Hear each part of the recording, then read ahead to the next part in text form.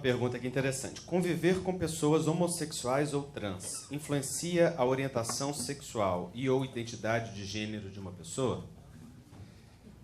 Sim. Assim como conviver com pessoas cisgêneras e heterossexuais também influencia. Qualquer um de nós é influenciado por qualquer convivência que nós temos na vida. Sobretudo se se trata de crianças, se trata de movimentos de desenvolvimento antes da sua identidade. Acontece que, se essa pergunta significa que a pessoa vá se tornar homossexual ou se tornar transexual porque convive com pessoas homo ou pessoas trans, então a resposta é não. Porque influenciar não significa se tornar. E por isso eu quis diferenciar isto. Conviver com pessoas homo e conviver com pessoas trans, a única coisa que promove é respeito à diversidade. Isso sim é uma grande influência. Respeito à diferença, respeito a tudo que deve ser incluído. Esta ideia de que é a criação e a convivência que determina a orientação sexual ou a identidade de gênero de alguém é a visão da velha psicanálise. É a visão de uma psicanálise que preponderou até 1973 em associação com um diagnóstico psiquiátrico que classificava a homossexualidade como patologia durante 100 anos, desde 1870 até 1973. Então, essa ideia de que alguém pode se transformar nisso ou naquilo através da convivência é algo que deve cair por terra, ok? Também aquela ideia de que o homossexual é uma criança abusada sexualmente, é alguém que vem de um abuso sexual, é algo que não tem nenhum conhecimentos científicos, não é? Claro que o abuso sexual tem influência sobre a vida sexual de qualquer pessoa, hétero, cis, trans, homo, porque o abuso sexual é uma violência e toda violência tem repercussão psicológica. Mas a homossexualidade não vem de experiências de violência ou experiências de abuso. A transexualidade tampouco. Isso daí, do ponto de vista espírita, a orientação, distinta orientação sexual, distinta identidade de gênero, reafirmamos, é um fenômeno em sua maioria, não totalidade, para as pessoas homo, mas em sua maioria, um fenômeno reencarnatório, um fenômeno da expressão do espírito imortal que ali está com as suas necessidades e com aquilo que elege para aquela encarnação. A gente está com um tempo bem limitado e como eu vou voltar à tarde... Então eu vou falar. E eu não pertenço a esse aproveitar painel, então que vou passar para o Marlon. Mas as perguntas que eu recebi aqui eu vou tentar falar um pouquinho mais tarde, quando a gente voltar. Sim. Então eu vou falar mesmo. Estou aqui só de médium de sustentação, pode ir. Aqui tem uma pergunta sobre a escolha do espírito, se ele tem preferência na erraticidade sobre reencarnar reencarnar como homem ou como mulher. Essa pergunta foi feita por Allan Kardec no Livro dos Espíritos, se há preferência de o espírito reencarnar como homem ou como mulher. E a resposta que os espíritos dão é que depende das suas necessidades evolutivas. Porque dependendo das experiências que ele precise desenvolver no campo do ânimos, da energia do ativo, do positivo, da força, ou no campo da ânima, do feminino, da passividade, do sentimento, é que ele vai escolher reencarnar como homem ou como mulher. Mas isso também precisa ser relativizado dentro de determinada cultura, porque reencarnar como mulher numa cultura vai ser um tipo de experiência, reencarnar como mulher em outras culturas pode ser outro tipo de experiência. Então isso está lá no Livro dos Espíritos. Como o Andrei falou muito, eu vou responder duas ao mesmo tempo, posso? Alguém perguntou assim, esse aqui eu vou deixar daí para você. Quando perguntam sobre a homossexualidade pode ser uma expiação, já falei que não. Expiação é a experiência imposta pelos espíritos ou imposta por Deus, segundo a definição de Joana de Ângeles, como impedimento para que o sujeito continue se comprometendo. E nesta definição, ou independente desta definição, o que Emmanuel e Joana de Ângeles trazem é a homossexualidade como provação. E eu gosto de trazer os autores para deixar claro que não são pontos de vista, né? A gente ainda no movimento espírita é muito carente de estudar, Nós temos muitos pontos de vista, nós temos um monte de gente achando um monte de coisa, mas poucas pessoas estudando de verdade, com fundamentação doutrinária, né? Eu dou muito curso de atendimento fraterno, as pessoas vão falando, mas assim, com base no que você está falando isso? Não sabe. Noções gerais. Né? O Livro dos Espíritos precisa ser lido, relido, compreendido, e essas tantas importantes referências que nós temos. Então, isso é uma carência que a gente tem de se aprofundar nas importantes e boas referências doutrinárias. Sem querer contestar Emmanuel e Joana, obviamente, me faz recordar a primeira vez que eu fiz uma palestra nesse tema, uma moça no público, ela me fez exatamente essa pergunta. E aí ela falava assim para mim, mas a experiência da homossexualidade para mim é muito dolorosa. E ela falava daquela experiência como se tivesse um caráter expiatório para ela. Então, como é que você vê isso? Como é que fica? Então, aí entra na experiência pessoal, porque para algumas pessoas é menos pesado do que para outras. Para outras, realmente... Mas o que define provação e expiação não é o tamanho da dor. O que define provação e expiação é a imposição divina onde não tem o que fazer e a experiência onde você tem como caminhar bem ou caminhar mal.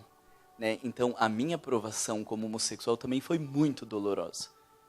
Né? E eu fui excluído de falar na Federação Espírita do Paraná, eu fui excluído de falar em um monte de experiências e por algum momento foi muito doloroso. Mas é provação. O que diferencia provação de expiação não é o tamanho da dor, porque todos nós passamos por provações muito dolorosas.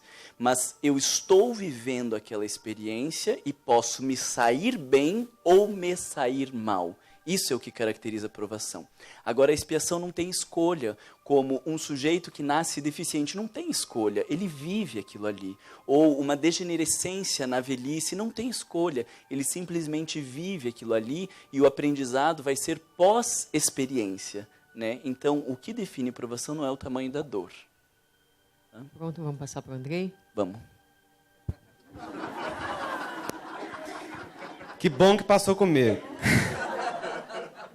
Porque eu também concordo com a Suzana. Vou discordar, Marlon. E aí que está a riqueza de quando a gente tem a oportunidade de conversar a respeito de um tema. Né? Eu também acho que pode, sim, em algumas circunstâncias, ser expiacional. Porque em alguns momentos pode ser um freio necessário para o espírito quando ele está em arrastamentos irresistíveis. Quando ele precisa ser freado por si mesmo ou pela vida. Então, aquela circunstância ali se coloca para ele como algo a qual ele não pode resistir. Por exemplo, uma pessoa que reencarna como homossexual num grande centro é diferente de uma pessoa que reencarna como homossexual num interior machista. É diferente de uma pessoa que reencarna como homossexual nos países árabes, onde é considerado crime e onde a lei da Sharia pode mandar jogar de cima de um prédio ou tomar chibatadas em público. Então, o nível de experiência e de sofrimento que a pessoa vai viver nessas circunstâncias, ela é diferenciado, né? Mas o fato é que, seja prova ou expiação, qualquer coisa que seja para o espírito, é a experiência que aquele espírito necessita naquele momento como um caminho de progresso e de crescimento. Então alguém pergunta aqui, Andrei, não entendi por que a ideologia de gênero não existe. Porque o termo ideologia de gênero implica uma ideologia. E ideologia é uma iniciativa política, porque nos estudos de gênero científicos, isso significa aqueles que acontecem nas universidades, aqueles que acontecem no meio psicológico, aquele dos quais nós nos baseamos para poder construir o conhecimento científico espírita a respeito do assunto, aí não tem nenhuma ideologia. Aí não tem ninguém querendo impor esta ou aquele tipo de coisa. Então as pessoas confundem quando um grupo político resolve colocar, por exemplo, essa questão em discussão através de uma iniciativa que leve esta inclusão para as escolas ou a discussão da identidade de gênero para as escolas, porque os meios religiosos reagem a isso como se fosse uma tentativa de transformar as crianças em pessoas trans, ou de confundir a identidade de gênero das crianças. O que eu sempre digo a respeito desse assunto é: as escolas nós precisamos sim trabalhar as questões de gênero, mas antes de trabalhar com as crianças, precisa trabalhar com os professores.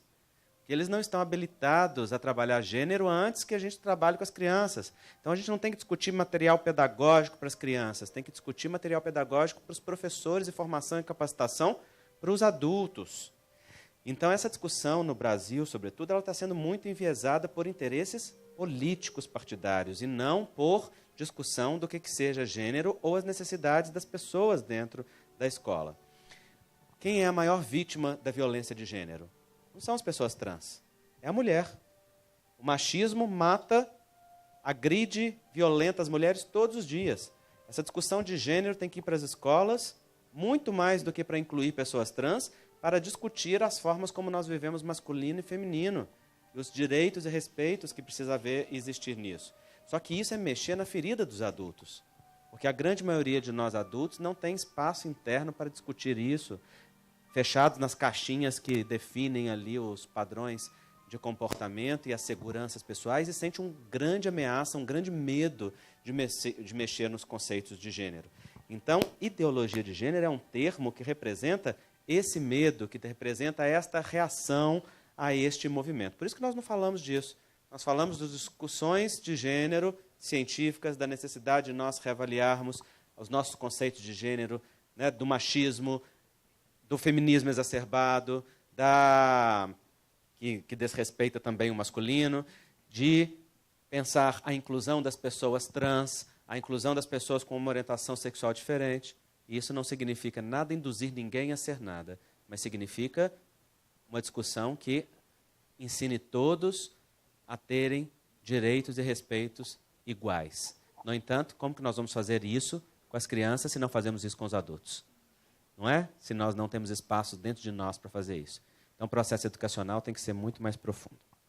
Eu tenho só mais uma, se você quiser responder mais.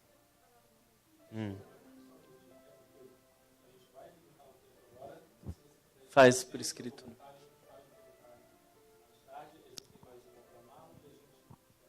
Tá. Eu vou responder as três. Eu já tinha pensado antes de você falar que era só mais uma. Eu vou responder as três com a mesma questão. Primeiro, uma pessoa diz assim: tenho ainda dificuldade em ver dois homos se beijando em público. A outra pergunta sobre o material para ajudar as famílias.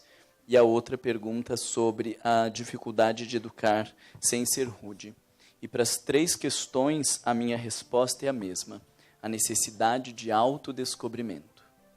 É só a partir do olhar para dentro que a gente consegue se relacionar melhor com o que está fora. Né? Isso o Andrei já tinha falado desde o início, e eu continuo reforçando. A gente não precisa ficar discutindo métodos pedagógicos antes de olhar para dentro, porque a gente deturpa o aspecto pedagógico. A gente não precisa forçar ninguém a gostar de ver alguém beijando ou qualquer coisa assim. A grande questão é a falta de autodescobrimento. A nossa capacidade de reconhecermos as nossas limitações, as nossas questões. Os grandes conflitos entre pais e filhos decorrem dos temas que os pais não conseguem lidar dentro de si e que isso aparece na relação com os filhos, o quanto que o sujeito tem dificuldade de viver a própria sexualidade e aí se atrapalha ao analisar a sexualidade alheia. Então, tudo isso, para mim, se resume na questão do autodescobrimento, que tem sido um convite muito presente no movimento espírita e que está presente desde o primeiro dia com o lançamento de O Livro dos Espíritos em 1857.